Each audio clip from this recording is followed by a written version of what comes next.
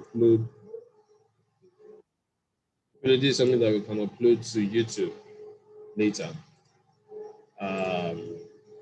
Okay, so okay, so I saw this online somewhere. I don't know if you guys are interested. Just an extra idea. This background that I have as my wallpaper, it says that when you have this kind of background, it's supposed to advance creativity. Yes.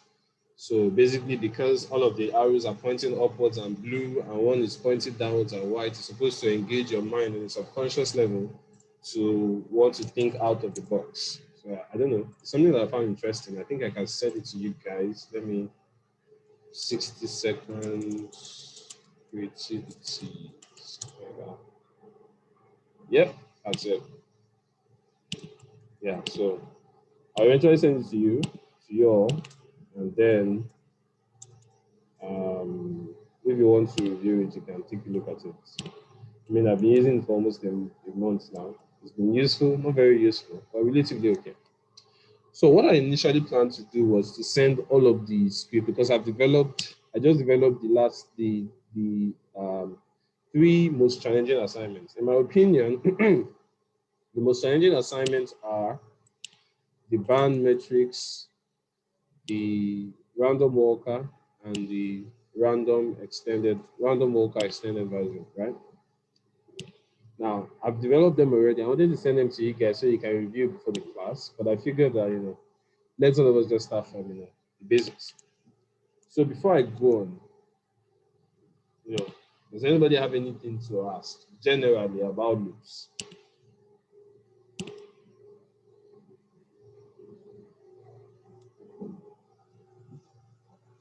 Guys? I'm there with you.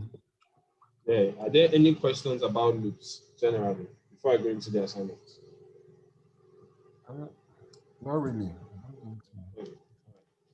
Let's begin then. So fundamentally, if you've seen the videos, you should probably know about for loops, while loops, break, continue, and pass. Those are the most important concepts in this particular week. So we start with the Fibonacci series. If you watch the videos that I attached, I'm sure you might have piqued your curiosity about Fibonacci series, like this video, the magic of Fibonacci numbers. And the simple idea of a Fibonacci series is that when you have a number, it's like I'm going to use my notepad here. You could have a number that starts with 1. Usually, the Fibonacci series either starts with 0, 1 or 1, 1. You have to know the first 2 terms because for every Fibonacci term, you have to know the previous 2 terms. So it's only reasonable to assume or to conclude rather that you need to know the first 2 terms of the Fibonacci series. What I mean by that is to be able to get the 13th term, I'm sure you've seen this online, where the Fibonacci series of the 13th term of the Fibonacci series is the sum of the 11th term and the 12th term. So that means to get the 13th term, you have to get the 11th and the 12th term. To get the 12th term, you have to get the 10th and 11th term.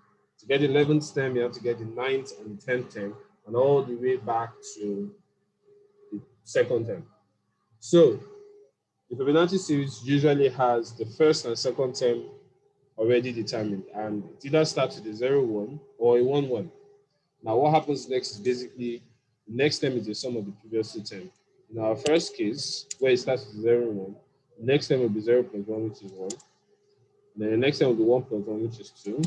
The next term will be 2 plus 1, which is 3, and on and on and on and on.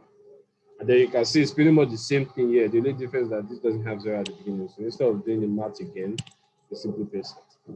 So we now want to write this in our Python code, right? So I'm going to have a file here called Fibonacci. Now the assignment says accept an integer n and then print the Fibonacci series up to that nth term. So let's say that n is what the user enters, right? For that input, enter the nth term. And then the next thing is we want to write the Fibonacci series. Now, how does a loop come into play here? When I was explaining earlier the Fibonacci series, I was repeating a process, which is basically the summation of the previous two terms. That's simple. So that's the repetition. Whenever you're explaining a solution to a problem to yourself, and you see that you're using some kind of repetition in the part of that explanation, automatically know that that repetition is going to be a loop. So when I said to get 2, you have to add 1 plus 1. To get 3, you have to add 2 plus 1. To get 5, you have to add 3 plus 2, and on and on. You can see there's a repetition of additions going on, which means that we're going to have a loop. Now, the question of whether it is a while loop or a for loop is a different ballgame entirely. I usually just advise beginners, like you guys, that you should not really be specific on what loop does what. Don't be so hung up on a for loop is for this, a while loop is for this. Granted, they have their more unique cases. There are some cases where a while loop will be perfect for, and there's some cases where a for loop will be perfect for. It doesn't, however, mean that they can't work interchangeably. Coding is coding. It's just like the birthday assignment or age calculator assignment I gave you guys. Some of you did use if and else, but when you saw my code, I didn't use any of that. Now, whether you did it with if and else or you didn't do it with if and else, you still got the same answer. The only difference was the approach. Now, when you're learning programming, it's kind of important that you focus on the approach, right? So for now, don't worry about, okay, I should have used a for loop, no, I should have used a while loop. Just get the code working. Now, in my case, I would like to use a while loop because, while loops are easier to do. Although, a for loop might be easier to, I'm not yet to start an argument about that.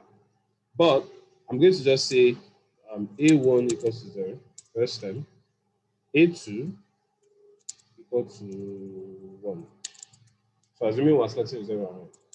Now I'll use a while loop. Now, usually, I think I mentioned this in the first class, that whenever you're about to start your project, you usually recommend that you write things down. Sorry, 1 minute. Excuse me.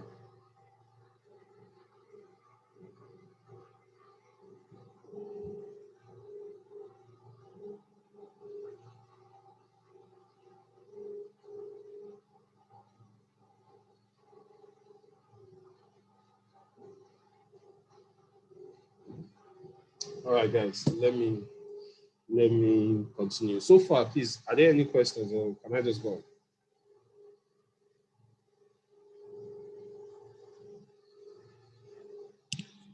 Any questions or should I just go on?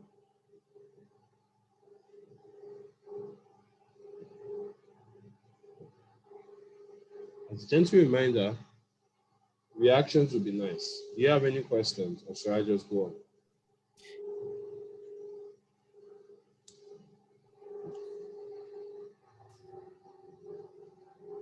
Maybe not, you want to say something? Yeah, I said you can go on. Okay.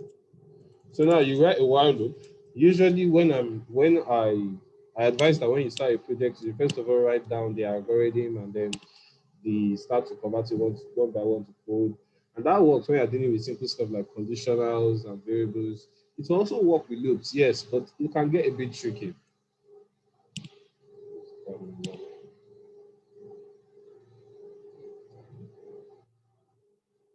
Okay, we have a member here. Lastly, hello, Dami. I think it's Dami. I don't know. We have somebody here.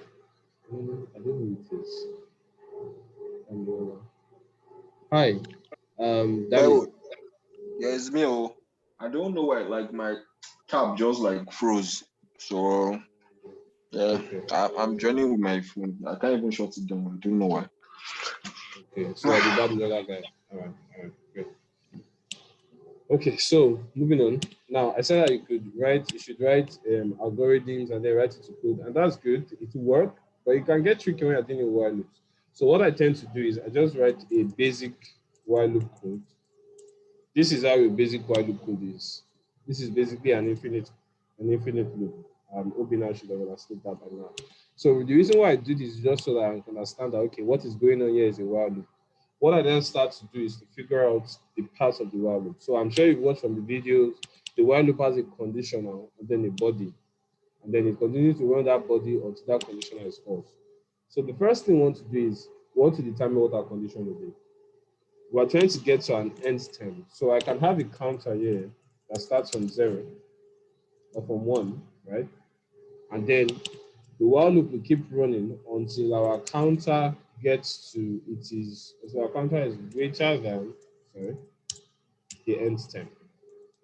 Does that make sense?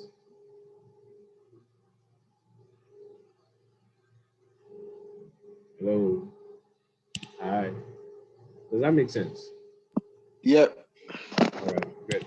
Now, the next thing I want to do is, because this is a counter, I'm going to need to have some kind of increment in our body so that this does not become a while loop.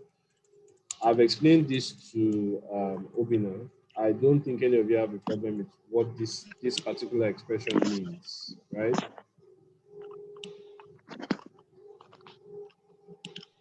Does anybody have a problem with what this expression means? Rather. Nah. All right, great. For me. I assume that everybody doesn't have a problem either. If you have any questions, obviously you can send them to the chat. So the reason why we have this here is so that we can have a counter,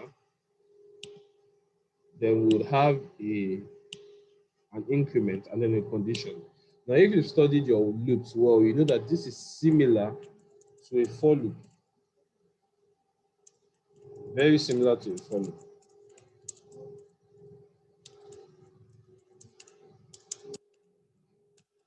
The reason why I'm pointing this out now is because if you write this or you write this, it's basically going to do the same thing. And that's why I'm not trying to tell you that. See, whether it's a while loop or a for loop, as long as it does the same, that's what's important. However, in some cases, this is more useful than this, in some cases. But as a general rule, in most cases, for loops are easier. But for beginners, I recommend you use while loops. Just so you get, before you forget, it's like HTML and CSS. Most people learn HTML and forget to learn CSS. You can learn for loop as much as you want, but forget to learn while loop. And when it's now time to use it, you don't know how to use it. So let's just stick with while loop here. So in this case, our next variable, I'm going to call that A3, will be the summation of A1 and what? A2. Now, I'm not sure I'm going to explain it. Will be the summation of A1 and A2. Now, the next time the loop is going, follow me with this. Bear with me here. I'm trying to wrap my head around this. The next time the loop is going, the value of A1 is now A2. I'm going to just use this guy as an example instead of stressing myself. If this is A1, A1 is equals to 1, and A2 is equals to 1. Now, when the while loop runs, A3 becomes 1 plus 1, which is 2, right? But now, the next iteration that is going to run, the value of A1 and A2 has to change to the value of A3 and A2. Does that make sense? Yep. Professor. Okay. Obina. I beg you. Obina and Peter, does that make sense? Yeah, it does. It does. All right, great. So all I will simply need to do is that after I've added the value, I can print out the value of A2, just so that we know the next step. I will now swap so that the value of A1 is now the value of A2, and the value of A2 is now the value of A3. And so when we go back up, A3 does the same thing over and over and over again. So, but obviously, like I said, it has an initial value of A1 and A2. So we need to print that. We need to print those guys. And then we print A3 on and on and on. So when you run this, look here, I've actually not written a code like this in a while. So it failed. All right, everybody help me out here. My code broke. It didn't crash, but it didn't run successfully. I told you to print 5 times, but you only printed the first 2 times. So what am I missing? You have not printed. Okay, but yeah, you should do. Is this time? Yeah. The while loop condition. I wrote greater than instead of less than. You see it, right? Because it was greater than, while counter is greater than n, counter is never greater than n. N in this case is 1. Counter n is in this case is 1 rather. Sorry, counter in this case is 1. N when I ran my code was 5. So by the time you run your code, what happens is that to print the value of A1, yes, print the value of A2, yes, but is 1 greater than 5? No. So it jumps out of this while loop rather, and comes to the end. What I should have done was change this to less than. And when I run my code, I should see, yep, and we have the list of 10. Does that make sense to you guys? Yes, it does. Obina and Peter? Oh, great, awesome, thank you. So I'm just going to teach you one more thing before I go on, which I don't think I did, I should have done in the beginning, and that's called indentation. Now, if you use any other language like C#, or I'm sure some of you have seen Java code, where you'd have to have something like if you're defining a block, you have to use curly braces. So for example, if you're writing a function and then did this function test, to define the block of that function, sorry, this is Python. The reason why it is not showing color is because we're writing inside Python. If I were to write it in a JavaScript file instead, so let me call this JavaScript file. Let's do tests.js. It will look more fancy. So obviously it wasn't doing that because we're writing in Python and the syntax of Python is different from Java. So the point is, in a JavaScript code, you define your code block by using curly braces. In Python, you define your code block by using indentations. It's very important. The reason why is because if you mistakenly do this, you can be sure there will be error. In Java, if you did this, let me say console.log debug, then did A is equals to 1 plus 1 or something, I don't know. But then you now did this, there won't be an error. Because regardless of the indentation you have, as long as you specify the curly braces, Java compiler knows that whatever is in between is for that code. But in Python, indentation is how your computer knows what belongs to the code. So this part here belongs to this while loop. Now, I was teaching Obina the other day, but I never got around to showing him this. If you use code editors like PyCharm or Visual Studio, you will see arrows on the side that can allow you to minimize code blocks. So it can make a very large pile of code look much simpler. So it allows you to minimize code blocks rather. Same thing in Java, you can minimize code blocks as well. So indentation is important, very important. Because in this case now, if your while loop is false, it's going to jump out of that code block, in this case, outside the while loop, which is here. Does that make sense? Yeah. Awesome. Okay, so I'm going to close this. And that's, we have our Fibonacci series. Now, if you're supposed to write this in the for loop, I'm just going to run a quick one instead of having to explain it again. For I in range, and I say print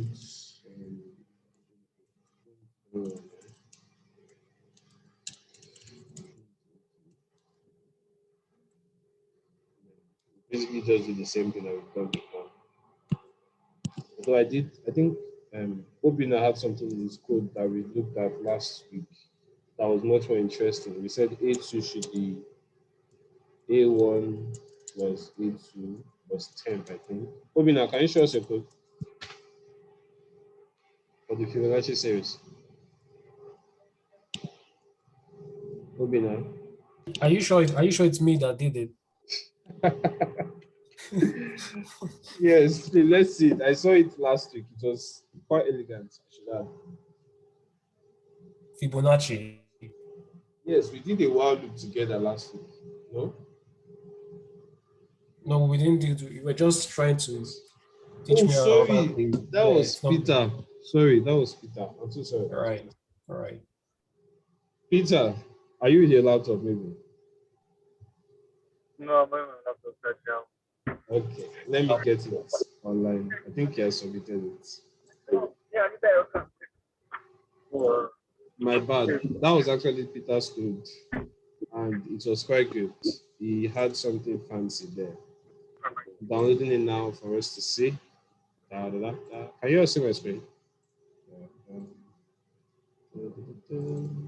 All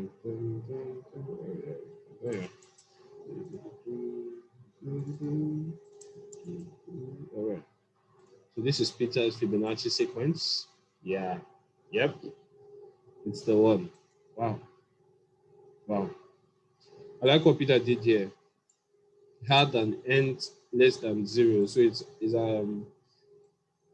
testing for error here. So if the person enters a value less than 0, we have a problem there. Actually, if he enters a value less than or equal to 0, because you can't have a sequence that has a length of 0. So this should be less than or equal to 0. But I'm going to upload all of this code as well, obviously, so you can read it. So with a for loop, it's basically the same thing you do. The only difference is that you will not have a counter. So I'll just copy what I have here and paste it down here. That's all. The only difference is that instead of having a counter, you will not have a counter because that's what this one line would have taken care of. Now, you've seen that in this case, there's really not a lot of difference between what we had as a while loop and what we had as a for loop. Let's run it instead of making out. Oh, I need to clear this. There. Let's run that again. It's 10. You see that? So that works just as well as the while loop. The only difference is instead of having counter here and then increasing it here, this particular one line takes care of that. And if you've done other languages like C# or Java, you would see that that's exactly how their for loop works. To just give you an idea, I'm not going to teach you Java. Just to give you an idea of how that works. I very I less than n I plus plus okay n plus 5 okay. So you see something very fancy here that makes it similar to Python. Now, one of the things that made it easy for me to understand loop because I first did it in C#, and this is kind of the syntax C# has. Syntax Java and JavaScript, they kind of have the same syntax when it comes to loops. Sorry, 1 minute.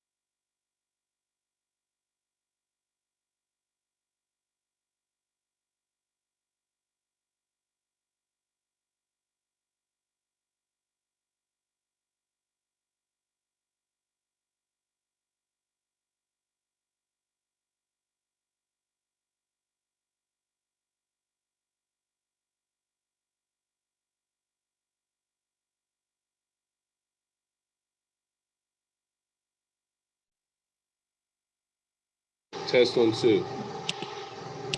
Hello, can you guys hear me? Yeah. So, seems like I was away for a while. Did you hear everything I was saying before? Yeah, I was following you, like you were like saying how for loop is interpreted using C#. Okay. My bad. I kept trying to get people's attention. I didn't hear anything, so I thought maybe you know. Obina, do you understand what we've said so far? I mean, excluding the follow-up, I'll explain some more about that soon. I do. Okay, good. So I want to show you something that's quite interesting. Now, you will see here that what they have as counter, if I change this to I, and I change this to I, which is, I'm going to remove all of this. You can see that this is exactly what we have here.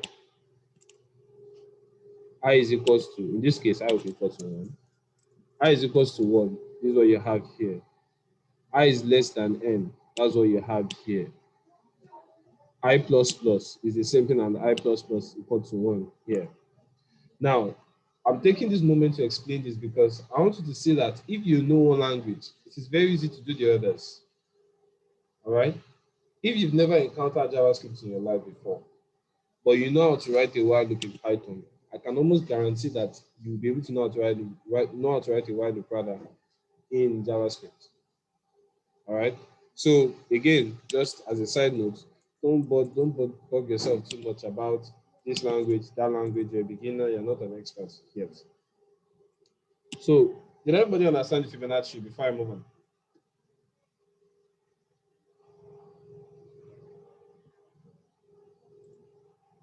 Did everybody understand the Fibonacci before I move on? Yes, boss. So yeah, I'm asking questions. I just need to make sure that everybody is following me. All right, like it's very important that everybody does. Okay. So the guessing game, I also didn't develop this script for that because that was my work. That was my question. I came up with that myself. I'm proud of it. Thank you very much. So, how do you do this? The guessing game is quite simple actually, and I think some of you have done it already. Peter and Dami, of course, the professors and the professors. Now, with the guessing game, I think a lot of the problem with this assignment was in explaining exactly what you needed to do. That was the real work of this. That was the real challenge here. I get that because this is my own question, like I came up with myself.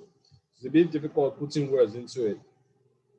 So I tried my best to explain it during our Q&A sessions, but I figured it wasn't enough. And the truth is, I've actually not reviewed your codes yet. I was hoping that we get to like 50% submission, then I can start to review codes. And most people didn't even submit the others. Not most, all of you. Anyway, the guessing game is basically simple, right? So the first thing the guessing game does is that it says there are different rounds, like infinite rounds that you can play. I think I wrote that there. The game is made up of infinite rounds. The user should decide if he wants to play another round. So the first thing I can say is, as an introduction to the game, print, hello, enter, not print, sorry, input, enter a username. So that's how all games begins. So I can call this username. Sorry, 1 minute. I looked at my doc.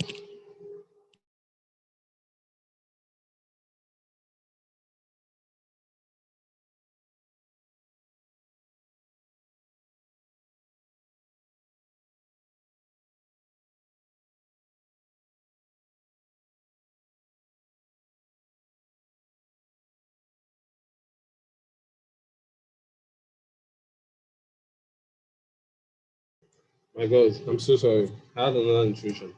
So the first thing you want to say is like enter a username, and you can do like a print and say, hey, then have like the username come in there, and they say welcome. Okay, let's do that on a different line instead. Make it fancier. Welcome to the guessing game. Press enter to play a round. Welcome to the guessing game. Okay, let's do that. Now, the next thing you want to do is at this point, you're going to have like different rounds. I really wish I had a notepad I could just dress stuff on it. Let me have it. Let me open PowerPoint. That's the easiest way to do it. And I think I think you spoke to me about this earlier this week. So I'm just going to show you with an kind of illustration. Let's have this here. So this is let's call this like the environment of, this assignment is made up of two parts. There is the game itself where the person guesses a number repeatedly for like a number of times. Then there's a bigger one where the person plays an infinite number of rounds.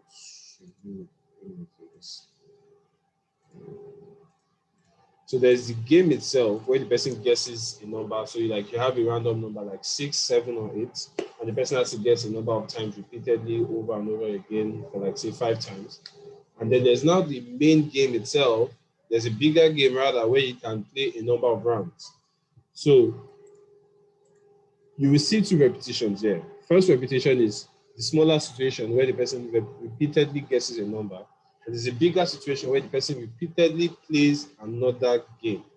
So I'm going to start with the smaller repetition. Does it make sense to you guys? Or am I just stirring the pot? If that's the phrase I should use. Please, what are you cooking?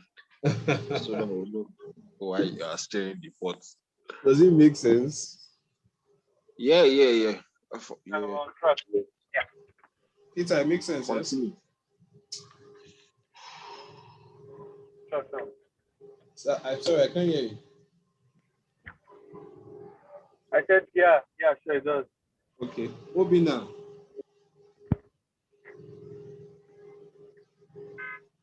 To be honest, it's a lot for me, but I'm taking it little by little. Okay, just calm down. Let's do it again. I thought I should have bought this stuff by this weekend. I should look for it. Do you guys know that stuff? That thing that like you write on your notepad, but then it shows on your computer. Does that make sense? Notepad, the computer accessory.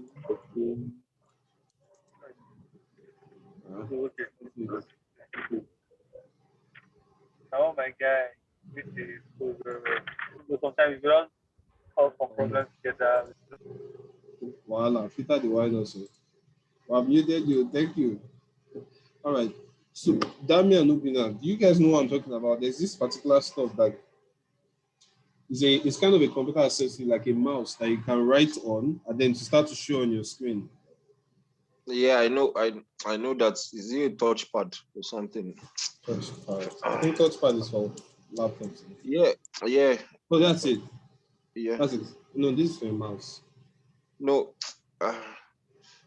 You really should get one. Just. I can remember, but like it's just skipping my mind. I'm coming. Let me just check it. Oh, okay. I think we have something. For computer. Just. Okay. Just put like Okay. this other one. It's not the stylus. It comes with a stylus. You need it with a stylus. Okay, stylus for computers. Look, I'm missing it. I knew this guy had it one time. I don't know why we're doing this, but it would be easier if I had that instead of having to draw. Oh, I think this is it. Yeah, similar. Yeah, similar to this drawing tablet. Yes, exactly. That's $29. How far and I'll contribute For what? Or you go say like your guys will take bonanza. Just no. Let's just use this. I want to explain this to Obina. Obina, please, I need your attention. Like, are you with me? Yeah, I'm here. Okay. So I'm going to explain this. I'm breaking down a bit further. Now, the game itself, I want to try, let's see, X and O online. Let's try X and O online. X and ping pong. What's the actual name? I'm calling X and O. Wow. It's the name they call it. Tic-tac-toe. Tic-tac-toe, yeah. Right. So look at this, for instance. In this case, they are making repeated moves. Each move I make, rather, are repeated moves. Sure, whatever. Safe. Are you seeing it? So anytime I make a click, that's a repeated move. Click, a repeated move. Click, a repeated move. Click, a repeated move. Another click. Now, all of this is within one round. Now, the moment this round ends, it clears and starts again. Yeah, thank you. Hey everyone, it's Dan, and in this video, we're going to take a look at some code. Okay, Dami, are you sharing your computer sound with us? All right, thank you. So, Obina, you get me, right? Now, at the end of this game, you can now begin the game again. So every time I click, this is one round. Wow, that came, I did not see that coming. Okay, every time I play the game and I'm clicking, that is like a round. Now, at the end of each game, I can decide to play the game again. In our assignment, the user is supposed to guess a number.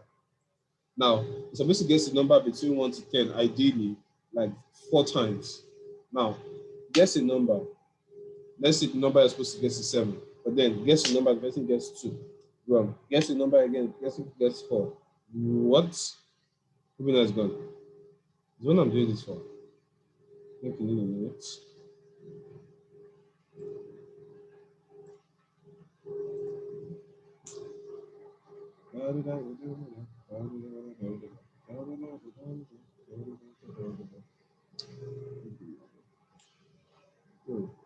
It's up there.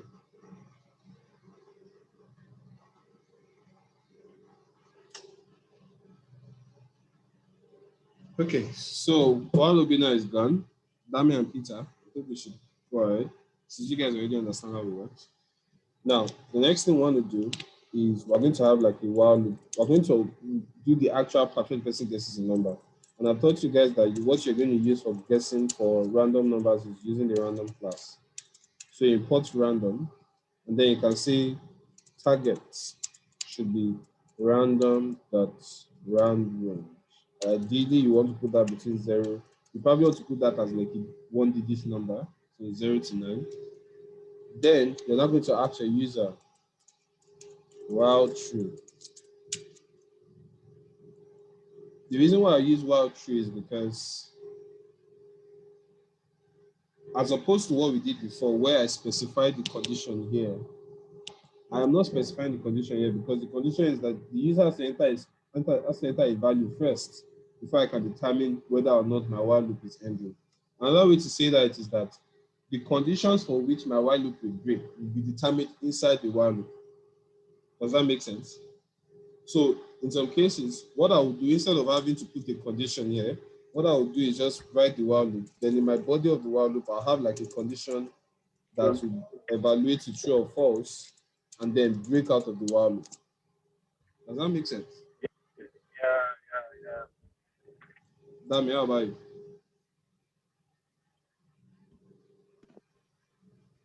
Please, I think my mind just skipped what you were saying for a moment. Let me just quickly use, thank God it skipped. So I'll use what I used earlier when I had counter equal to 1, and I had while counter is less than 5, let's use 5.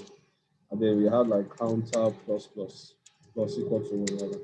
Now I'm saying that instead of having, okay, Obina is back. Now I'm saying that instead of having this, I could easily restructure my code as this, counter equals to 1, and then say while true, I'll increase counter by 1. And then if counter is greater than 5, we break. Yeah. So it's basically the same thing. So that's what I'm doing here. Okay, I get you. Okay, now what I said was that in the case where you use this, it's usually because the conditions for which the while loop will break is determined inside the while loop. In this case, your counter is outside, the conditions are kind of pretty straightforward. But many times, for instance, as we'll see now, a user might want to enter a value that will determine whether or not your value should break. Obina, you were away for a minute. Your internet was bad.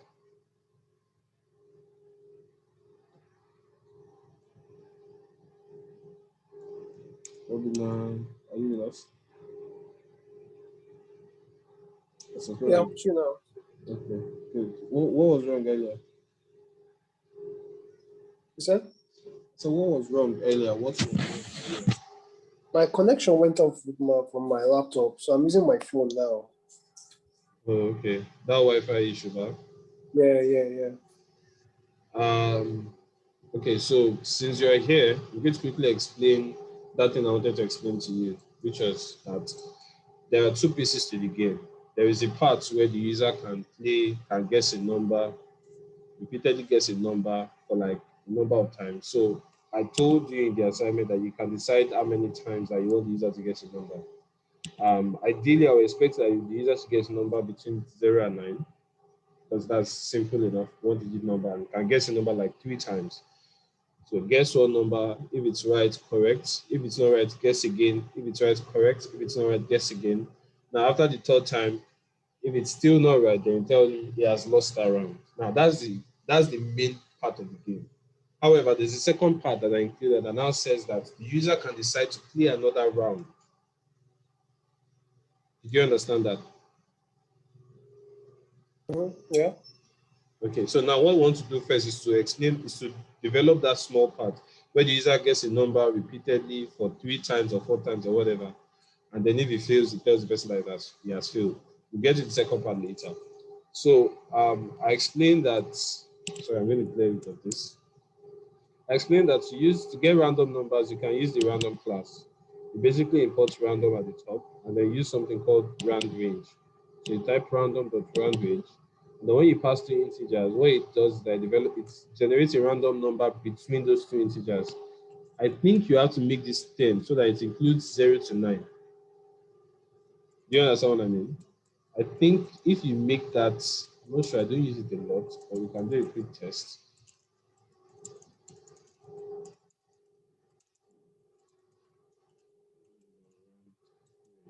If you made this and you stopped at 9, it will not include 9 in the random numbers. It will rather just generate a random number between 0 to 8. So yeah, I don't think it does up to 9. Yeah, I don't think it does up to 9. But if we're going to include 10, then it should give us 9 at some point. However, it might take some time.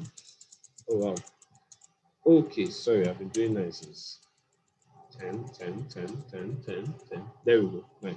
All right. So just to reiterate, when you pass in 2 integers here, what happens is that it gives you the random number between the first integer to the second integer minus 1. In this case, it is 9, so it gives you 0 to 9. But what we're actually trying to get is between 0 to, sorry, to give you 0 to 8. What we're actually trying to get is between 0 to 9. So I'll make this 10. Does that make sense? Yeah. All right. Obina and Peter and Dami. Yeah. Obina. Yes. Great. So we now know that at any time this code runs, our target will hold the value that the user should guess. So now, like I said before, I'll have my while true, and then I'll tell the user, guess. I'm going to call that guess. And I say int input guess a number. Now, whatever my user gives me, I will compare it with target. So I basically compare if guess is equal to target, then that means the user gets the number correctly. So I can print you guessed correctly. Yeah, or whatever. I don't know. You guys know how you type that. Okay, there you are. However, if it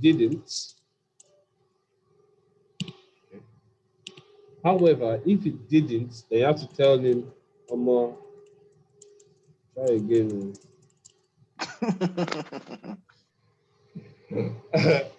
So ideally, after he has guessed correctly, you are supposed to break out of the while loop, right? Yeah. Okay, now welcome back home. But if he doesn't guess correctly, then you tell him to try again. Now this would continue. Now, if you run this code, what happens is that the user will continue to guess a number. Let me close it. It's going to continue to guess a number until he gets it correctly. So I'll just say Josh. Now guess, welcome to the guessing and guess a number 4. I'm gonna try again with 5. I'm gonna try again with 6, 8, 9. Whatever.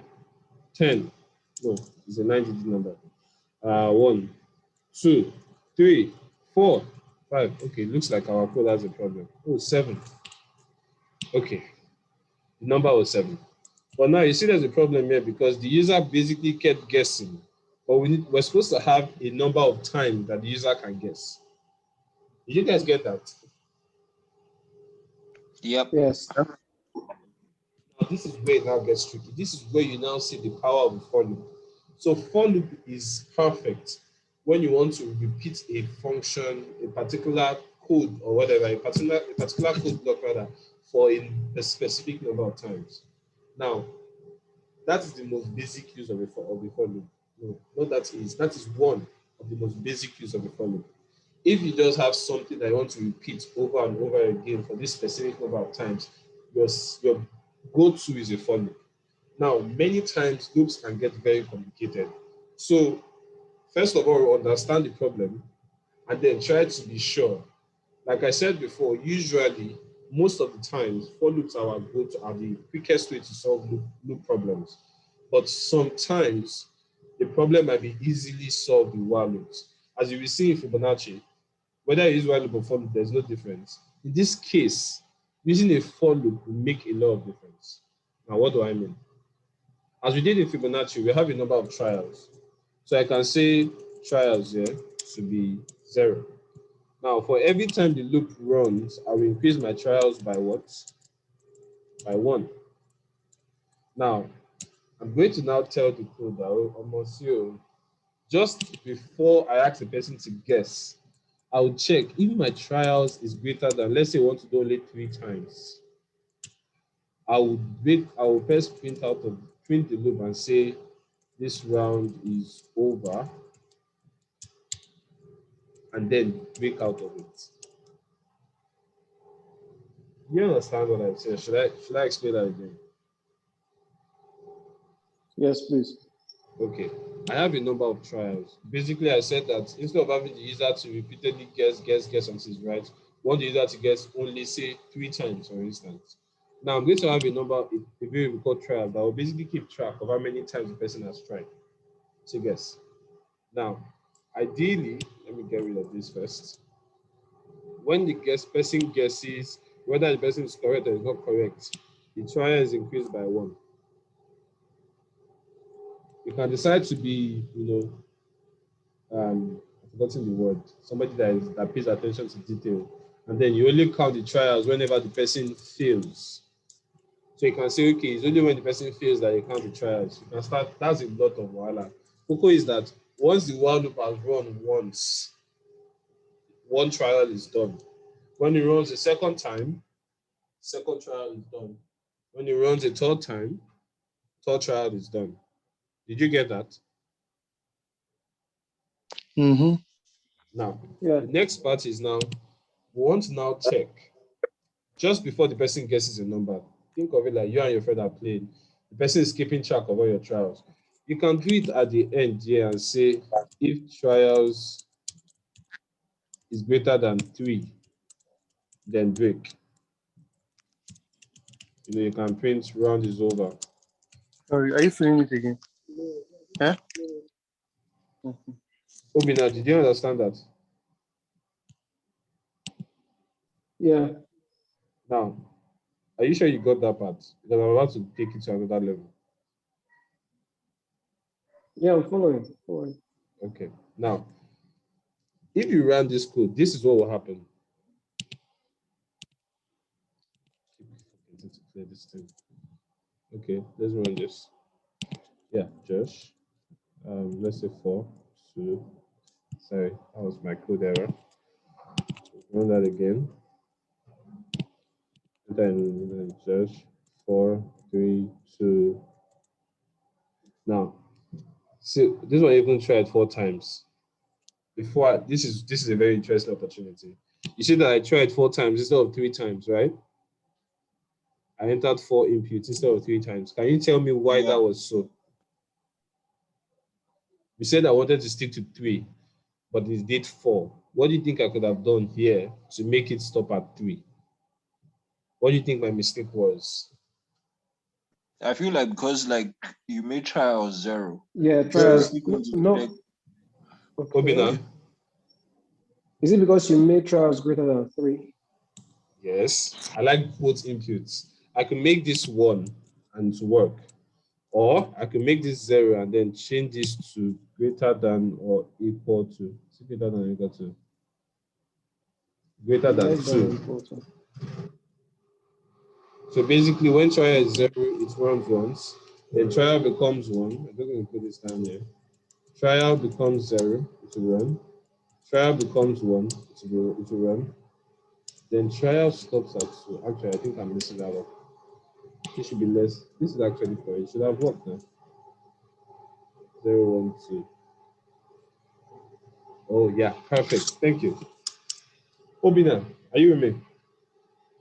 About to Yeah. take it to another level. Good. Now, the reason why this printed 4 times was because we put this condition at the bottom.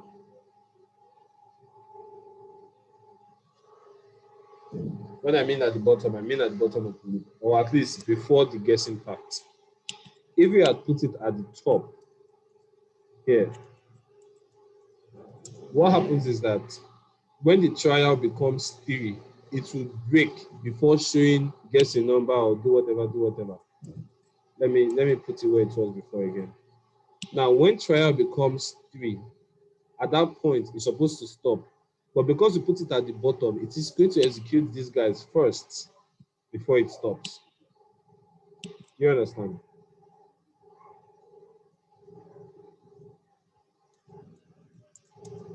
Okay, I think I need to explain that part again, right? Moving on. Yeah, please. Okay. Now, no, let's do this. Let's do like this. I'm going to print trials. I should use debug at this point. I've actually never had to use it. I'm going to comment this part out and just replace it with a simple code that says guess done. This guess done is just to show that I'm just going to use that to replicate this. All right. I don't want to print out something. Now, let me make this a bit more interesting. Trials go to yeah. So now when I run my code, let me try this first. When I run my code, enter is in Josh. See. No, this is not easier. Let me use inputs instead of print so you can pause and see what's going on. Now when I run my code and I enter Josh, now trials is equal to 0. Abi, that's the first iteration of the while loop, right? Obina. Yeah. Obina, you're with me, right? Yeah, with you. Now, when I press enter, this is what's going to run next. Trial increases by 1. Then you now check if trial is greater than 3, print round is over. If trial is greater than 3, to print round is over and break. If it's not greater than 3, it goes back to the top of the while loop, right? Now, when I press enter, all of this executed. Trial increased by 1. But because trial is not greater than 3, it went back to the top of the while loop and printed trials equals to trial. That's what we have here. Did you get that? Yes. Now, when I press enter again, trial increases by 2. It checks if trial is greater than 3. Now, 2 is not greater than 3. So what we expect is that to go up and print trial is equals to 3, right?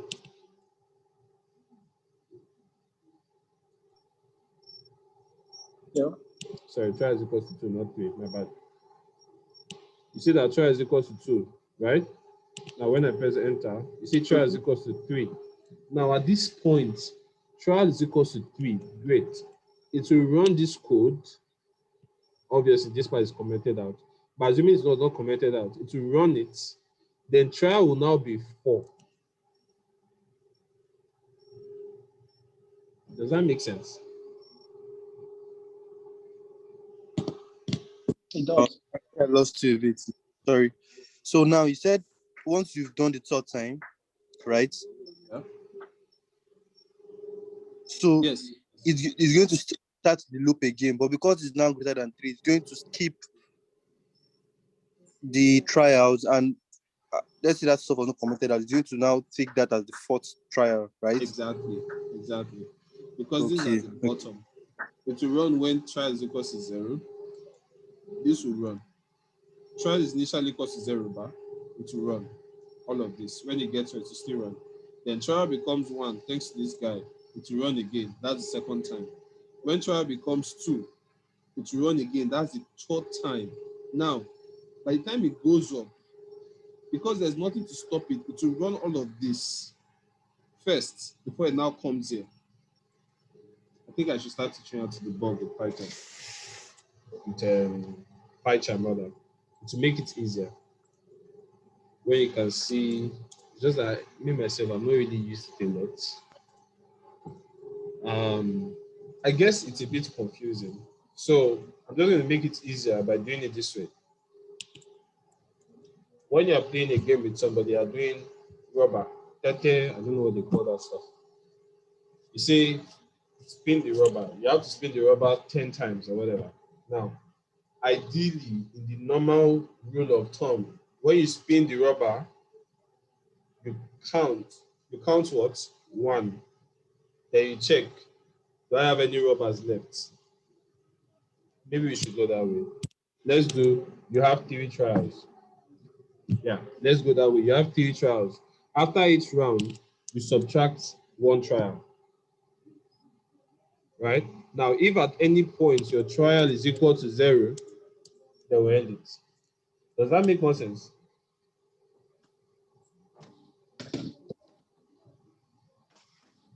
Obina, I'm specifically talking to you.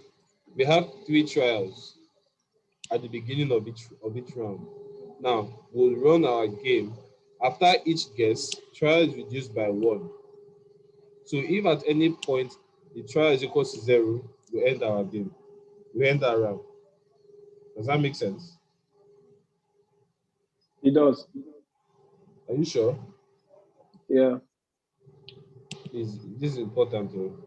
And Tammy, your video is on. We can see you. I'm kidding, we can't, but your video is on. So now, when you run this, ideally, I hope I'm getting it right anyway, because I'm a teacher, I need classes too. When we run this, let's clear this. I'll run this again. Enter exam just. Welcome guys. We have 3 trials, blah blah blah. Guess a number 4. 2 trials left, guess a number 1. 1 trial left, guess a number 5. Round is over. It worked. Yes? You guys are not excited as I am. Don't worry. You should start your own programming journey. Anyway, do you guys understand this part? Peter, Damian, Obina, do you understand this part now? Because I'm about to take it to another level. Okay. Sorry, I didn't quite get that. Yeah. Yes, Peter said yes. What does Obina say? I do. But you're still going to upload this to Yes. the platform, yeah? You know, when you say I do and then immediately you say you're going to upload this, I feel like you don't. I'm catching up. You and I will talk, right? I just want to make sure that you're following me. All right. But you got what I tried to, at least you got the rough idea. Yes, I do. Okay, good. And Dami, I should not ask you, but do you understand? Wait, please, why shouldn't you ask? Please, why shouldn't you ask? Like, but yeah, to be honest, actually, like I implemented, my code is not complete, but actually implemented something like this. My trials too was like, yeah, my trials was like.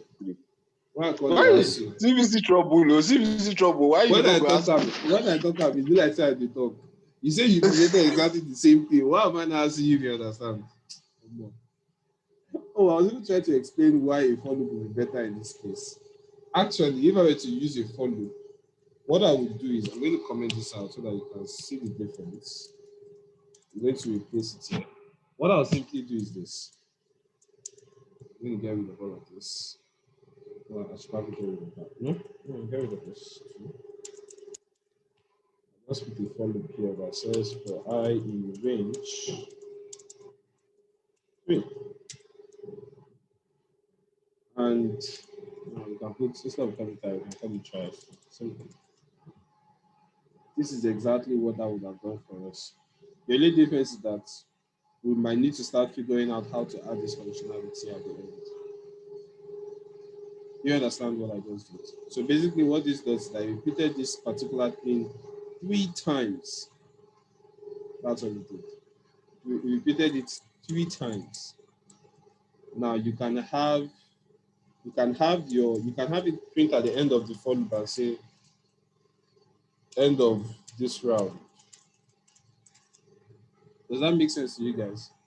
Whether you use this method or use this method, it's still the same thing. It just looks shorter with the for loop. Are you guys confused or you actually understand what I'm saying? I'm okay. I'm okay. How about that? Yeah, I'm following. You know?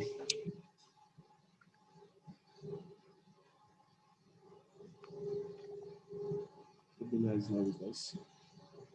Obina? I'm with you. I'm just looking at it again. Oh no. You know what? Take it one bit at a time. I'm sure our professors can handle the follow. If it's this one that works best for you, then take it.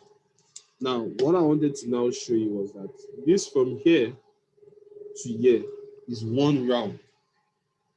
But then the assignment says we should have it play infinite rounds. So what I can say is I can put all of this in a loop that will run repeatedly so that it should accommodate for that infinite round. Now, all I'd simply do is all of this, I'll have a while loop. Again, I'm just going to call it true because I'm not ready to think about the conditions for now. I'm going to call it true. And have all of it inside that loop. So that at the end of each round, which is again, at the end of each loop, I can always ask the user, input, do you want to play another round? Response. Then you can do Y or N.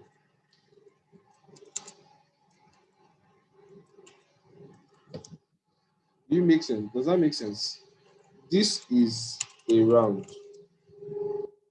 where user guesses a number.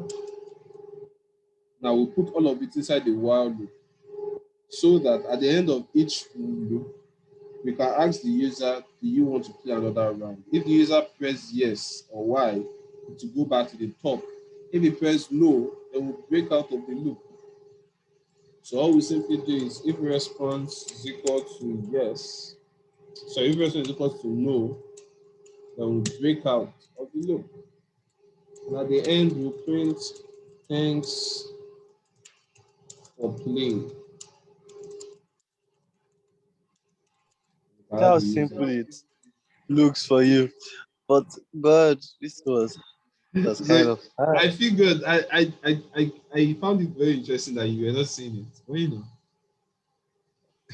as per professors, you're still learning. Obina, how does it look to you?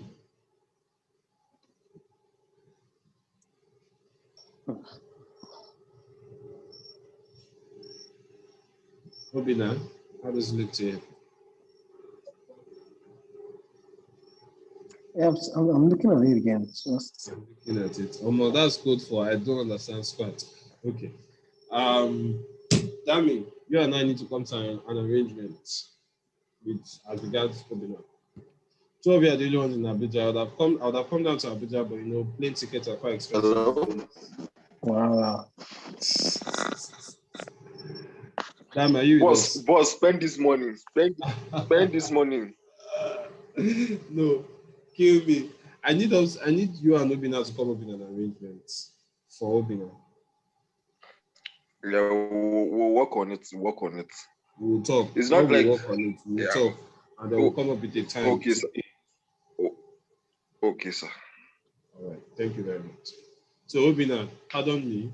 I'm sure when you go with Dami is quite the professor himself. Will be able to Where you? I told him before that. I told him before that he's the assistant lecturer, but the guy know accept. Hey, we are seriously like all of us. We are struggling together. I'm still struggling. What they call trials? You wrote it exactly how I wrote it. I did not use trials. I meant like okay, I used like okay. Fast, Three. That's All calm this down. your back and forth. You know the work. You know say the boss. Yeah. So okay, let's try the game out. Let's see if it actually works. It's one thing to write because I'm not thinking for it to work, but I believe it will work. I have faith. Enter again, Josh. Guess a number. Wow, I guessed it on the first trial. Yeah, I'm on another level. So do you want to play another round? Now, ideally, if you press yes, you should. Exactly. Guess another number. 8. 1. God, I'm on fire. Switch it. Like this thing here, this last line. Like I messaged you and I was like, oh, I was trying to like do it.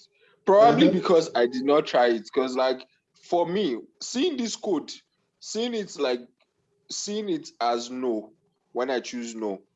In my head, I'm seeing it like an if else. Like, okay, if it doesn't work, if it is no, yeah, I understand. But if it is yes, something still needs to be done.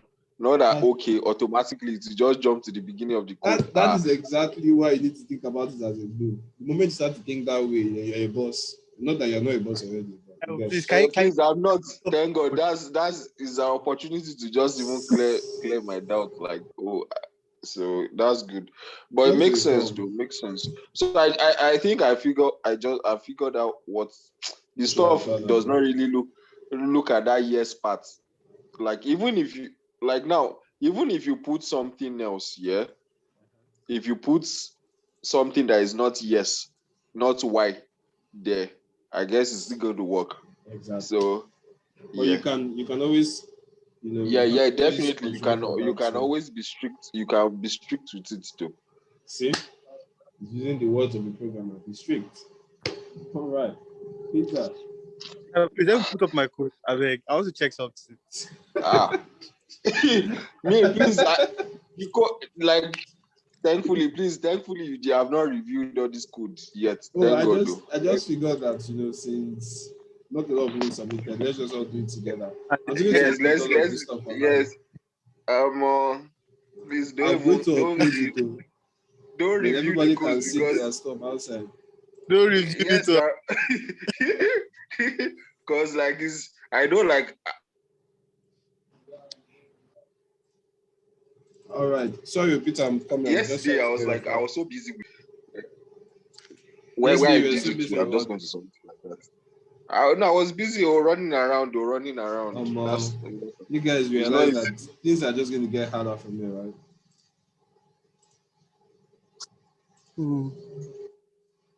Peter, this is yours. Oh, wow. Okay. This is another level. While again is equal to 0. If you're again, okay. Oh, again is like trials, right? Something like that, but okay. I think I'm getting a little understand. I'd like to take another round. If you start, yes. But I think you're getting it, no? Don't run it though. Just why you didn't fear? Make it run out now. I said don't run it. I know I want to run it. I'm sorry. I have to. All right, please. This is good. Guess the round number between 1 to 10, 9. I guess it's too high. 2, 4. It's working now. See, there's error. There's an error there. You want that? I won't understand. Mad. Error will leave you. See. Oh my God. I'm so proud of you guys. But I like that you guys really attempted this. It shows just how, and I really, like I said before, it's really more about the fact that you attempted it. It's the way you think through the problem. It's supposed to recalibrate your mind on how you think through solutions. So whether or not you got it or not, really good attempt, you guys. Really good. It would have been nicer if you had attempted the others, like I actually band. did the band stuff, but I forgot to say anything. Just that there was still an error there, but I actually attempted it, but I didn't send. I did it on this afternoon when you messaged me. Make I know attempt and may I just send the code to you guys? Eh? I think this is it. Should I just send the code to you people? I don't need to explain it again now. The thing is, time is just going, but I don't know. I'm actually feeling it. I'm feeling dizzy. We need to go to bed, right? Not this, but I'm trying to not do other things at the same time. So I'll try to. All right. I figured like it's a lot of things to cover. So I was actually hoping we can do the band matrix today and then continue others later. Is that cool? Okay. Dami and Obina, you're on board with that, right? Yep. Want to get to band matrix and then finish the rest later. Obina. Yeah, you see my Obina. Not there. Yeah, I'm here. So we said we want to stop at band matrix and then we'll continue the others later. Okay, that's fine. I can see the distress in your tone. I'm so sorry. I swear, I'm not gonna lie. Well, you and I, not you and I, you, I, and Dami will talk. Like immediately after, we just want Peter to be able to, he has to get to know you know, he's the CEO of a big multinational company. Please give him the rest. What are you not? I don't know how you guys are humbling yourself there. Ubina is like a big startup CEO or co-partner. Dami is one. Don't start now. Nice. For now. All right, so this is the band walker, 12 lines of code. Very, very interesting. I loved it. I actually did it this afternoon and I was happy. I feel like I should start it again, but I feel like that will take time. So let's do this. 12 rounds. Let me just send my own. Okay. Let me send rubbish idea. Let me just submit like that. You're going to submit the line, right? I'll just submit, but it's not complete. But I'll just show you again. Let me see it. Yeah, let me see it. Okay. Open a new folder. File. No. Band matrix 2. Let's do that. Band matrix 2. Keyword. Okay. So I like to start out by fixing a variable for my. In this case, we're dealing with two major inputs, which are N and W, N and width. If you've read this assignment, you know that when you have N is equals to 8, the first thing you're supposed to do is create a two-dimensional array of N by N where everything is 0. Does that make sense? I think I've explained this during the Q&A session. Right? Yeah. Okay. Now, so to do that, all you simply have to do is since you're creating a two-dimensional array, that means that you're printing something repeatedly across the horizontal axis, and you're printing something repeatedly across the vertical axis. That said, already tells you that you're doing what? You do use NumPy. Peter, you use NumPy. I did not use it. I'm not asking. No, I didn't use NumPy. NumPy is big. That's data science stuff. Although I'm sure you can handle it. You are a data analyst after all. You don't remember? Have you submitted your code? I beg you. Not that way. But no, I can go ahead. All right. So the half-baked code. Yeah, I submitted it like that. This is one I'll get over 10, over 100. I don't plan on scoring the task this week. I probably wouldn't until everybody else. I don't know. I've not decided what I'll do about that yet. You know, it's just one of those weeks where the assignment was too difficult and then we all look at it together. So when I say two-dimensional array, you're basically printing something like this. You're basically printing something like this across the horizontal axis and across the vertical axis. So you can think of it you're going to print all of this 1, 1, 1, 1, 1, 1, 1. But the purpose is the idea here, the crux of the matter that I want you to understand is that you are repeating two sets of actions. Now, this is where it gets tricky. I'm not sure how to explain it with English, but when you are doing two-dimensional arrays, ideally, you are dealing with two for loops, two nested loops. So you want to go from, does Obina know how a for loop works? Yeah, I do. Great. So if I said for I in range, and I put n in here, remember n is 8, and I said print I, sorry, print 0.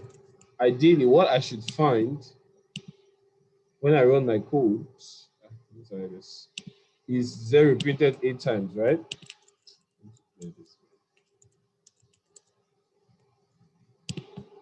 Exactly, 0 printed 8 times. But then I want it to be printed horizontally instead of vertically. Can anybody give me an idea on how I would do that? Okay, now let's start with you. Can you give me an idea on how I can print this horizontally instead of vertically?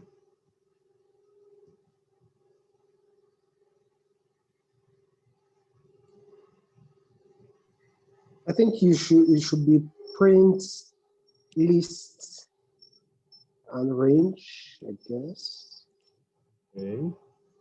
So I think this I should probably start with saying that it isn't unlike C# and I think Java, where you can print, you can actually, there's a function called print such that when it's done printing, it will put the cursor on the same line and then you can continue from there. What print in Python does is that when it prints this first 0, it takes the cursor to the next line. And so it prints the next 0 on the next line, it takes the cursor to the next line and on and on. But in Java and C#, for instance, there are functions that you will call that when it prints 0, it will keep the cursor on that same line. So that when you print another 0, instead of showing 0 on two lines, it shows 0 on the same line. Did you get what I just said? Yes. Obina, was that you? Yeah, that was me. Okay, so you got that, right? Instead of printing it like this, sorry, excuse me. What Python print does is that when it prints 0, it takes the cursor to the next line so that the next print function that is called will print it on the next line. Okay. But there are functions in JavaScript, Java rather, and Python that when you print, it will keep it on the same line. So for instance, if I print 0, if I use that function and I print 0, it will keep the cursor on the same line. So by the time I call the next function, it will print on that same line. Okay. Now, this assignment, remember it was initially in Java. So they made that solve the problem of printing stuff horizontally. It immediately did. But then I did not consider that when I was bringing it to Python, which is the reason why I had a makeshift. So basically what I did was that I had a variable called row that was an empty string. And so instead of printing out, what I will do is that I will add it to row and put a space.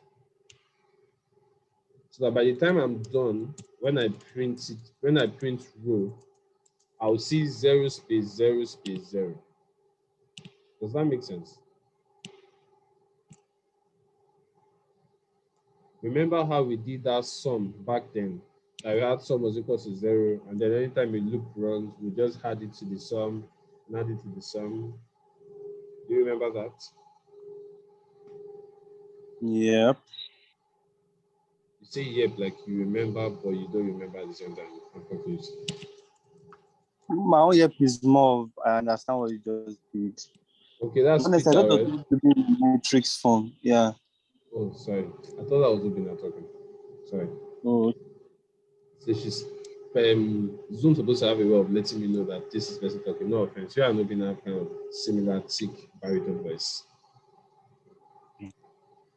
So I'm sorry, we'll get to you, Peter, in a minute. Obina, do you remember when we were doing that sum that we said we created a variable outside that we called that sum, and then inside our loop we had like, I think I wrote sum equals to 0, and then inside the loop I had something like sum plus equal to I. Remember that? We talked about that earlier this week. Yes, I remember.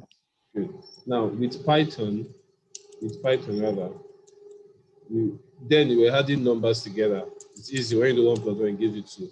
However, when you are dealing with strings, adding strings together is basically joining the strings together. You see that? So if I have an empty string and I add it to a string that is 0 and space, and I add another string that is 0 and space, and I keep doing that, I would have this. You know? Do you get that? Okay. Yeah. So what I did was, instead of now dealing with integers, I just call this row, change it to a string, and instead of adding it to the number, I added it to another string rather, that's 0 and plus. So what you should expect is this addition all the way to the 8th one. So that when you're done and you print it out, sorry, it looks like we have an error. Let me close this first. That's it. There. When you're done and you print it out, it will print out all of the row. Did you get that now? Okay. Okay, oh, Jesus. Did you get it? I did. Damn, how about you? Yeah, I think like this band metrics, because I didn't look at the question, to be honest, because the way I work most times is like I like finishing one thing before I jump into it. Like me seeing the code now, I already have the picture of like how what you need to do, Abby. Yeah, what I need to do, to be honest. Like, I think probably once upon a time, I've attempted something like this before. Once upon a time. Oh God. Time. Well, I'm sure they'll come back to you now. Obina, I think you're in safe hands. How about Peter? Does this look familiar to you? I'm not attempted it, but I know like okay, if I that attempt all this story they talk. and no, to be honest, no I need feel for like you now. The route I Obina, took, damn me, I'm sure I'm going to talk. Sorry, Peter, you were saying? The route I took was another way. If you open my band match. Have you sent it? Yeah. Okay, let's take a look. I was okay. Don't worry, it's error you see, but just I think yes. It's not showing you yet. Maybe first. Okay, let me log on again. Are you sure you submitted? Yep. And it was band matrix submitted. Yes. Okay. Except you just came in. My network. Yeah, it came in. So where's my network then? All right. Let's see. Peter used a list. Whoa. Wow. Please, you'll be saying damn me. I beg, Peter, cut so for us. I beg. Say cut so. It's not working. That way you should understand. It's not what. Don't be awful though. I can't wait to move. Okay, here we go. Wow. It's not working. Calm down. It's not a matter of not working. I see for loop everywhere. Jesus. All right. See. Oh yeah.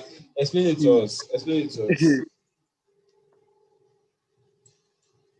Okay, we're trying to create the matrix n times n, and that was the only part I got. That W part where I'm going to change it to, that was where I had issues.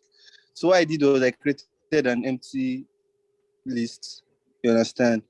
And given that I know that my metric is an n times n matrix, so if I write 8 rows, so I don't have to have 8 columns. So I appended 0 for those because I know that since it's a 0 matrix, you understand? Okay. So what I was now trying to do is, so the I is like row times column, you understand?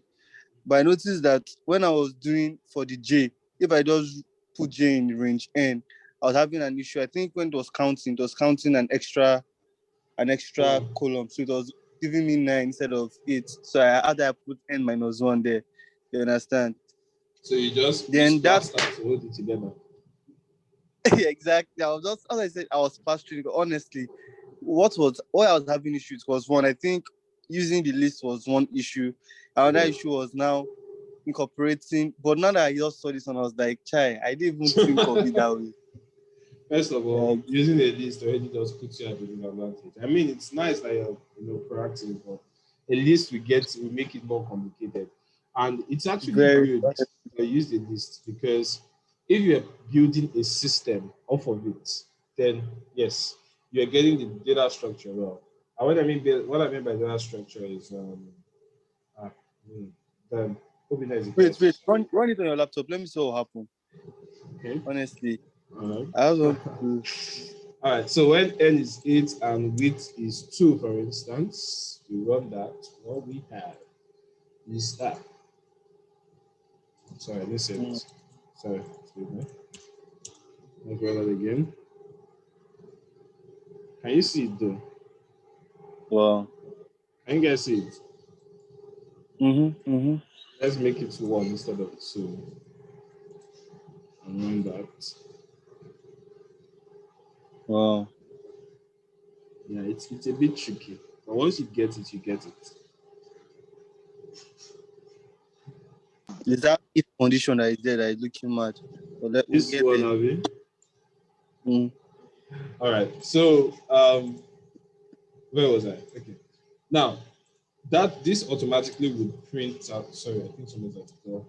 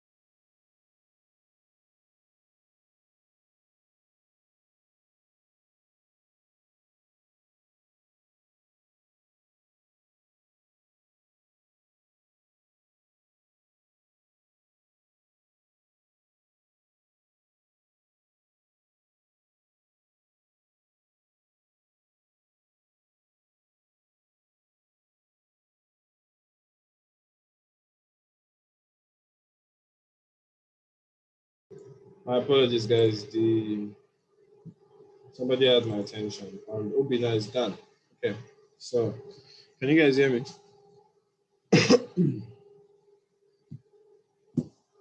Yes, I think you can, right? Hello, can you guys hear me? Hello. Okay. Dami, you can hear me, right? Yes, sir. Peter, can you hear me?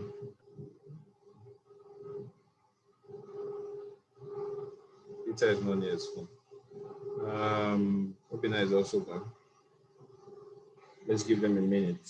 It's almost 10. I should probably get over it next time.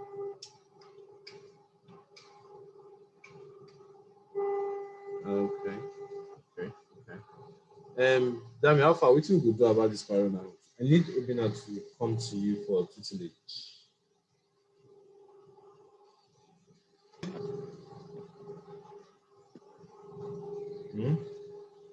What did you say? I said I need Obina to come to you for tutelage. And we were talking about it like last week. Yeah, should be last week because we are in a new week already. So yeah, we just have to like work out time. Yeah, I need to let me be serious in my life. So what time are you going to do it? What did you say? What time are you going to do it? What time are we going to do what? Do the class? Like I need him to catch up. It's a bit difficult for him given that he doesn't have a lot of programming experience. We just have to like work out like his timing and my time. Because me on the norms I close by 4 during the weekdays. Okay. Like we can always like link up regardless. So depending on Lagos, what is not a need for you guys? I have no comments. Just let me know when it happens. I'd like to know how far it's Yeah, going. It happened I on think. Tuesday. What did you say? And it happened on Tuesday. Tuesday. Yes. It's possible. It's possible. Yeah. I thought to him, Yeah, we'll getting just to at the end of the day, it has to do with his own schedule, right? yeah, and mine. So like Hey, you don't mine, talk to I him can. if you by 4 o'clock now. Yeah, I finished by 4. Under normal circumstance, most times I finish by 4, regardless, except I have something else to do. But yeah, Understand. outside that. I'll talk to him. I'll just get it to All right, no problem. hurry it up because already Yeah. midway and things are only going to get harder from there. I need to make sure that it's good. Chineke me. Oh, sorry, let me rephrase that. Things are going to get serious. Okay. Yes, serious. Yeah, is okay, good. challenging. Not Yeah, challenging. challenging.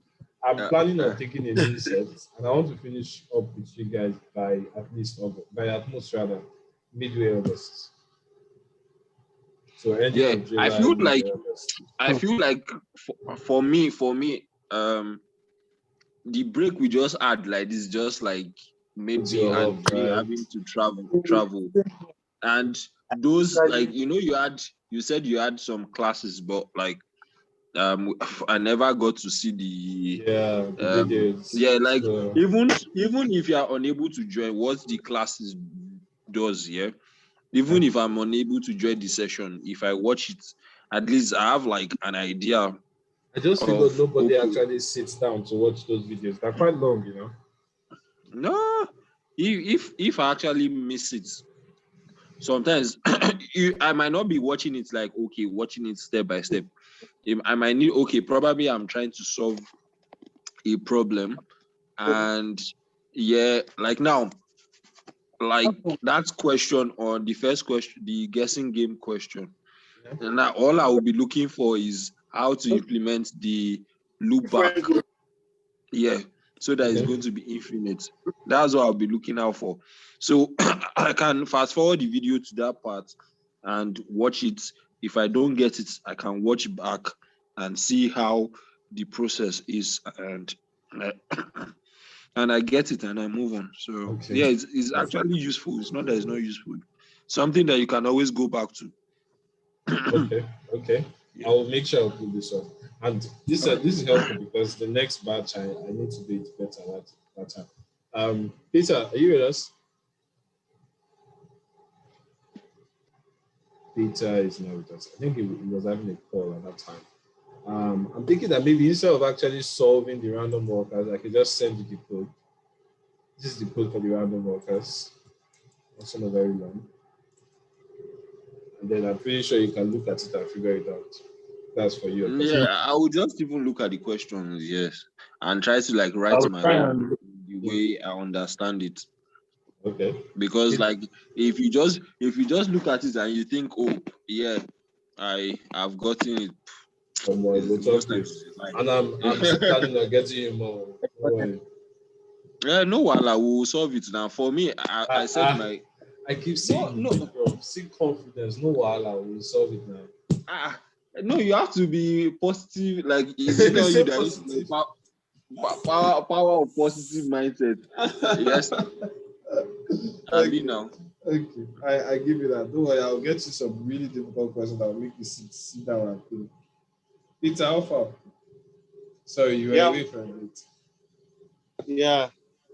Are you back with us now? Yes, me too. We'll soon round up so you can get some rest. I'm sorry. I just want to explain that condition and we should get. So I'll send the code online and then you can review it. I've also done the random walker to show that it's dummy. It's also pretty straightforward. I'll explain that. So now this condition is really simple. The condition is simply, remember we said the place we want the asterisks are places that if the weight is 1, let me get the diagram. In this case, the weight is 2. What we are looking for is the diagonal is asterisk, then 2 away from the diagonal. In this case, 1, 2, and then 1, 2. Can you see that? In this case, 1, 2, and then 1, 2. In the third place, 1, 2, and then 1, 2. So basically, what your condition is saying that if the j is between this one is a bit hard to explain, sir. It's not logically straightforward. Damn, you better understand this one because I don't actually need to do now. I'm thinking of the best way to break it down. I can't really see. Please, please, it's not me, because I've not attempted it yet. You are the one that did it. So. You have to Tuesday to figure it out. Wow. I think if I had gotten that part, to make it easier. Okay, I need to get that part tomorrow. I'll check for it online today. Anyway, so this guy, I need to go explain what I and J is first. So remember our mathematics now, two-dimensional array. I is the row. No, I is the. I will be the row. The row, J will be column. Yeah. So that means 1, 1 will be this. 2, 1 will be this, right? Then 2, 2 will be this. Then 3, 3 will be this. So that means to get all the diagonals, I'm looking for where I and J are equal. And so when I was writing this, the first thing I did was, I just did this first. If I is equal to J, that will show you where the diagonals are. And so that will give me 0, 0, 0 with one single diagonal. At that point, I've not included the width. So by the time you run this, what you see is 0, 0, 0 with one single diagonal. Now you can now extend this. It says for when, remember, I think at that day I explained 1 to the one side, 1 to the other side. And so when you include that, that means J has to be between I minus 1 to one side and 1 to the other side, right? So when you when you look at that, as I said it just now, that will give you this function, this formula, this condition here.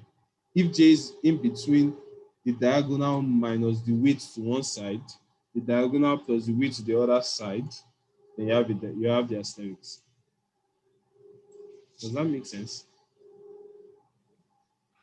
It does. When I attempt it, like when I look at the question, like properly and try to like understand it, it makes sense.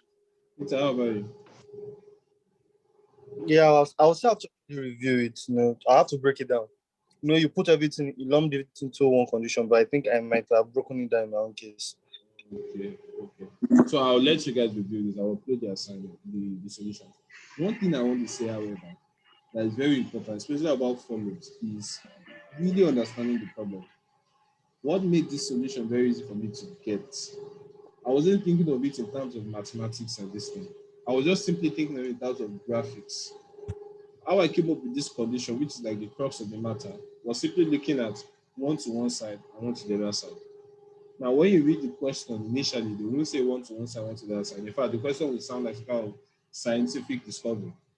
But you have to first break it down and then look at it from a different perspective to be able to understand it. Now, I know I did this after, it did take me time, but I knew when I did this thing on Coursera in Java, I spent days, not days, maybe hours, trying to figure it out because I just couldn't get it.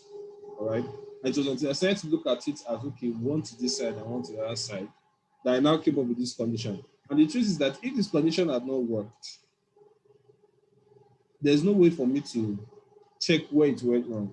What I mean by that is, most of the times, our for loops and conditions are mathematically traceable. So you can easily know that, okay, if this went wrong, it's because one formula is not right. But then when in your mind, what you are saying is 1 to one side and 1 to the other side, and then you are bringing that out to code, there's a big difference there from 1 to one side to 1 to the other side to this particular expression. There's a big difference, so that when something goes wrong, you are not exactly sure how to say, okay, how can I correct it? Now, I know that's a lot of jargon I just said. What I'm saying is that many of the times, our code are usually serendipitous. We're usually lucky. Sometimes you just write one thing and then it will work. And don't, I've forgotten the phrase now, don't look the horse in the mouth. I think that's the phrase. Don't poke at the gift.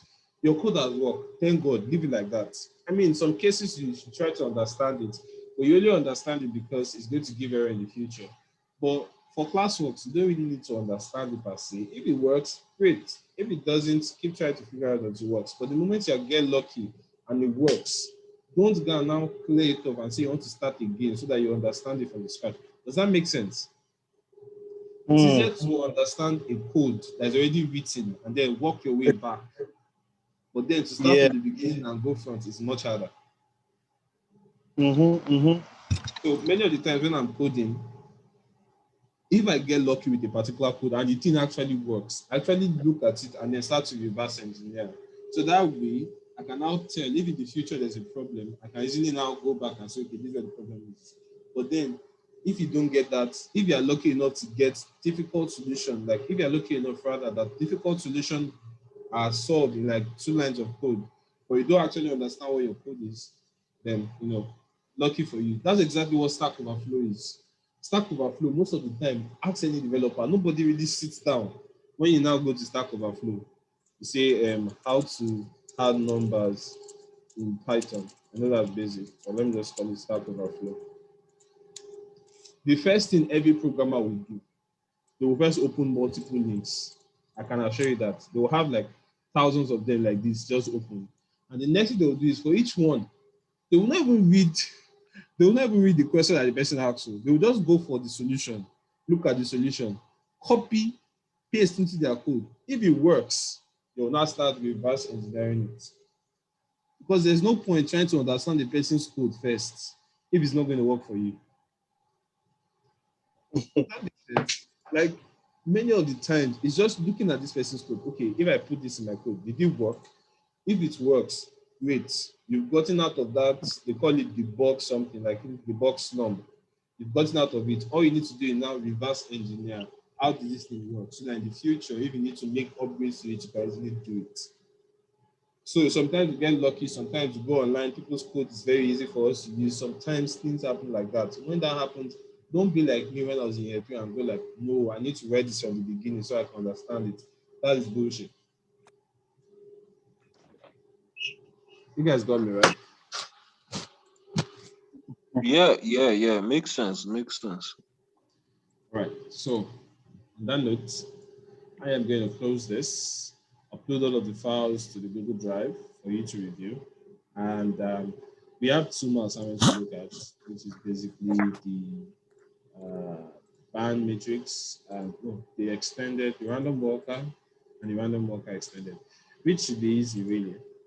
Once you see my code, it will make sense for you. So I'll upload all of the code, obviously, you can review it. If you still have problems, right now, 4 people have a major concerns. 4 people have a major, not concerns, students. You, Dami, Peter, Obina, and Ikene. Gideon is a bit unavailable due to scheduling issues. I believe Obina and Peter are in good hands. Sorry, Peter and Dami are they're handling this well. Obina is in good hands with Dami. It's only Ikene I need to worry about. I'm right to say that you guys are in good hands, right? Because once I upload the random walk, I don't think I need to explain anything again. If you ever have any questions, you can reach out to me. I don't think that we should have like a general class for that, right? Yeah. You know what? I'll let you decide that first. First of all, look at the code and let me know. I'll talk to Ikene about couldn't make it today. Maybe we'll have a catch up, and then if anybody wants to join for a catch up, then by all means. But until then, have a good week. Thank you for joining us. That was about 2 hours class. Shocker. And thank you. This is very promising. Take care of yourselves. Thank you so much. Thank you, Sati. Taiwo. Thank you. Don't start with no class. Good night, everyone. All right,